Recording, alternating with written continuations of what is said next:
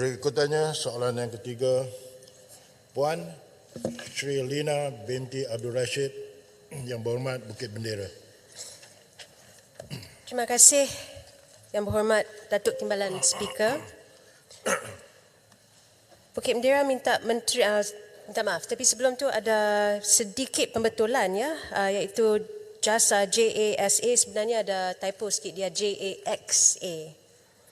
Jadi Bukit Bendera minta Menteri Sains, Teknologi dan Inovasi menyatakan pandangan tentang infrastruktur kritikal yang diperlukan untuk negara membangun dengan mengambil kira matlamat Malaysia untuk menubuhkan tapak pelancaran angkasa lepasnya sendiri.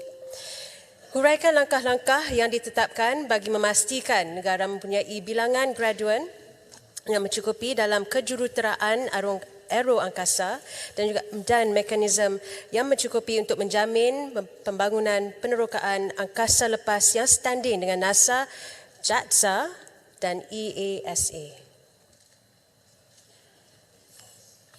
Yang Berhormat Menteri. Terima kasih Datuk Timbalan Yang di-Pertua. Terima kasih Bukit Bendera.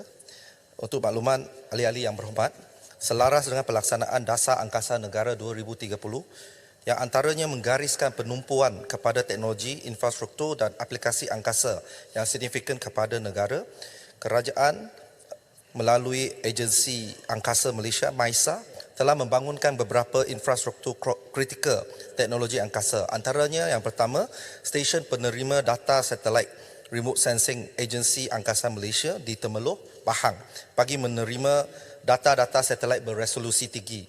Yang kedua, fasiliti pemasangan, integrasi dan pengujian satelit Assembly, Integration and Test AIT dengan izin, dan fasiliti kawalan misi di Kompleks Teknologi Angkasa MAISA di Banting, Selangor bagi menyokong pembangunan satelit penderiaan jauh negara yang dijangka dilancar pada tahun 2026.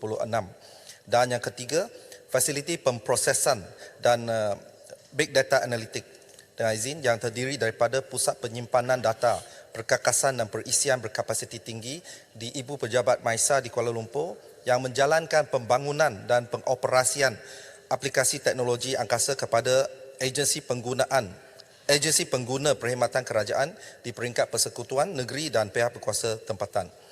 Di bawah Pelan Tindakan Dasar Angkasa Negara 2030 yang juga dikenali sebagai Malaysia Space Exploration MSE 2030, kerajaan juga telah merangka program pembangunan teknologi pelancaran angkasa sejajar dengan hasrat negara untuk meneroka angkasa lepas.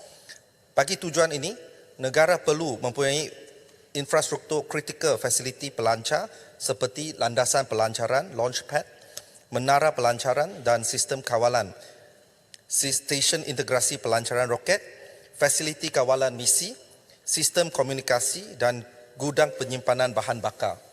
Selaras dengan pelaksanaan teras 4 Dasar Angkasa Negara yang menggalakkan penglibatan industri tempatan dalam pembangunan sektor angkasa negara yang berterusan, inisiatif pembangunan infrastruktur kritikal ini akan dilaksanakan sama ada dengan private initiative ataupun PPP, kerjasama awam dan swasta.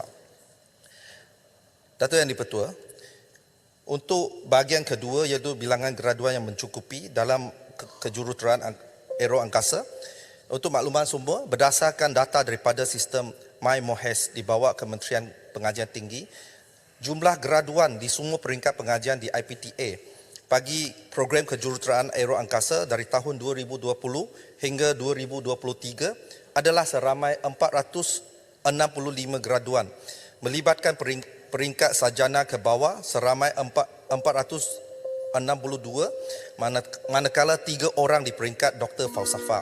Namun begitu, bagi memastikan negara mempunyai modal insan yang mencukupi dengan sasaran 5,000 peluang pekerjaan diwujudkan dalam pelbagai industri angkasa menjelang tahun 2030, MAISA sedang mempergiatkan lagi usaha untuk melaksanakan pelbagai program dan inisiatif yang boleh meningkatkan minat dan kesedaran golongan belia dalam bidang teknologi angkasa seperti berikut. Yang pertama, menyediakan tempat dan fasiliti penyelidikan untuk latihan industri dalam bidang sains, teknologi dan aplikasi angkasa. Bagi penempatan di Ibu Pejabat, pelajar akan didedahkan dengan penyelidikan dan pembangunan aplikasi pelbagai bidang berteraskan teknologi angkasa. Selain itu, pelajar juga akan dapat pendedahan mengenai penggunaan instrumentasi dan teknik melaksanakan pencerapan astronomi di Observatory Negara Langkawi (ONL). Manakala di Kompleks Teknologi Angkasa Maisa di Banting, para pelajar didedahkan kepada teknologi pembuatan satelit, pengujian satelit sehingga teknologi penjejakan dan kawalan satelit. Kedua, program jaringan kerjasama strategik dengan agensi kecemerlangan dalam bidang angkasa luar negara telah dilaksanakan bagi memberi pendedahan kepada murid sekolah dan pelajar universiti dalam penyelidikan microgravity di stesen angkasa antarabangsa ISS. Antara program yang dilaksanakan sejak tahun 2010 adalah program Space Seeds for Asian Future (SSAF) yang telah menarik minat seramai 67,000 pelajar di seluruh dunia, dan program Kibo Robot Programming Challenge yang melibatkan 44 pelajar Malaysia. Kedua-dua program telah dianjurkan oleh Jabatan Aerospace Exploration Agency (JAXA), dan penyertaan dalam program ini telah meningkatkan pengetahuan dan kemahiran pelajar dalam pengaturcaraan, robotik serta sains dan teknologi angkasa. Yang ketiga, menganjurkan program reka penduk dan pembangunan modal nano satelit atau program Siswasat dan beberapa inisiatif yang lain, tetapi panjang nanti saya akan bagi secara bertulis kepada Bukit Bendera. Baik. Terima kasih. Soalan tambahan yang berhormat Bukit Bendera. Terima kasih. Pada tahun 2007, Malaysia telah memperuntukkan sebanyak 105 juta ringgit untuk misi 10 hari terhadap kepada Sheikh Muzaffar Shukor untuk menaiki Soyuz TMA-11 ke stesen angkasa antarabangsa. Jadi selepas 16 tahun, persoalannya kekal. Adakah pelaburan itu benar-benar berbaloi untuk negara kita? Jadi saya juga berminat untuk mengetahui cara-cara Malaysian Space Agency menyumbang kepada pertukaran profesional dengan izin professional exchanges terhadapnya kepada agensi-agensi angkasa lepas seperti NASA, Japan Aerospace Exploration Agency, dan juga pada masa yang sama, apakah kadar ataupun tahap pembiayaan kerajaan yang dapat diperuntukkan dalam penyelidikan R&D untuk membangunkan industri angkasa lepas? Berhormat Menteri. Terima kasih Bukit Bendera. Terima kasih Datuk Timbalan Yang di-Pertua. Untuk makluman ahli-ahli yang berhormat, program Angkasawan Negara 1 adalah satu program offset di bawah kerjasama bilateral antara kerajaan Malaysia dan juga kerajaan Rusia. Menerusi program ini, kerajaan Rusia bersetuju untuk menanggung kos melatih 2 orang angkasawan dan juga menghantar seorang angkasawan Malaysia ke stesen angkasa antarabangsa ISS pada bulan Oktober 2007. Dan untuk makluman Bukit Bendera dan juga Dewan Yang Mulia ini, kerajaan tidak menanggung jumlah kos yang disebutkan tadi, iaitu 105 juta ringgit untuk misi angkasawan itu, tetapi kerajaan berbelanja sekitar 16 juta ringgit merangkumi kos-kos bagi menjalankan misi saintifik, aktiviti pendidikan, proses pemilihan angkasawan, latihan di National Aeronautics dan Space Administration (NASA) dan juga insurans angkasawan. Kerajaan telah menerima pulangan 16 juta ringgit ini dalam bentuk return of value (ROV), menerusi penjanaan ilmu, pembangunan bakat dan juga perkongsian pakar dan sebagainya. Dan untuk makluman ahli-ahli yang berhormat, menerusi program PAN ini, Malaysia berupaya menjalankan sebanyak 6 penyelidikan sains microgravity yang merangkumi bidang perubatan dan farmaseutika, sains hidupan dan juga bioteknologi yang telah dijalankan oleh angkasawan negara dalam masa 8 hari itu.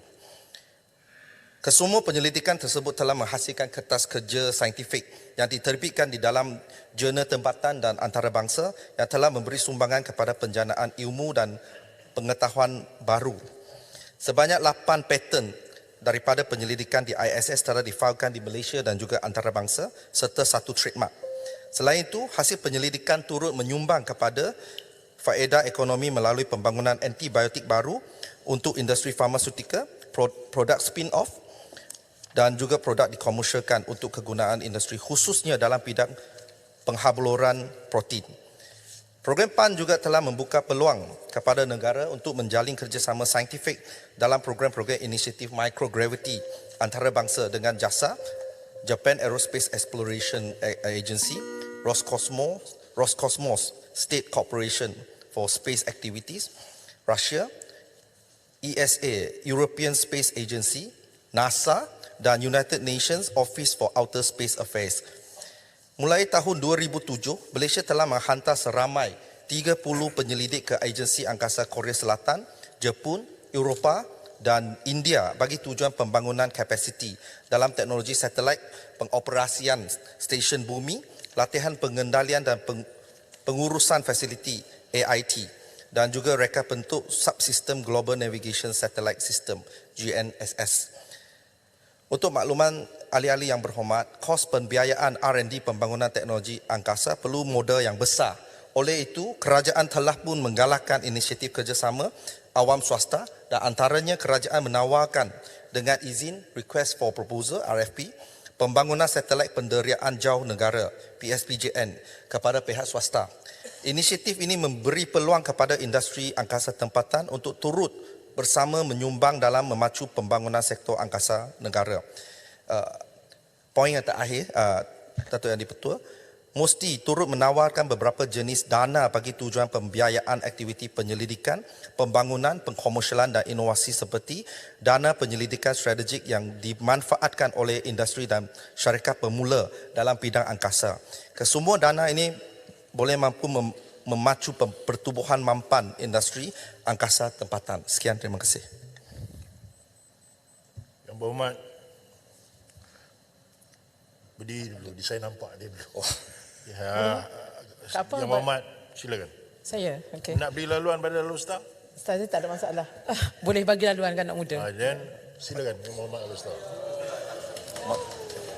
Terima kasih Bonda dan Tuan Panjang. Terima kasih Datuk Speaker.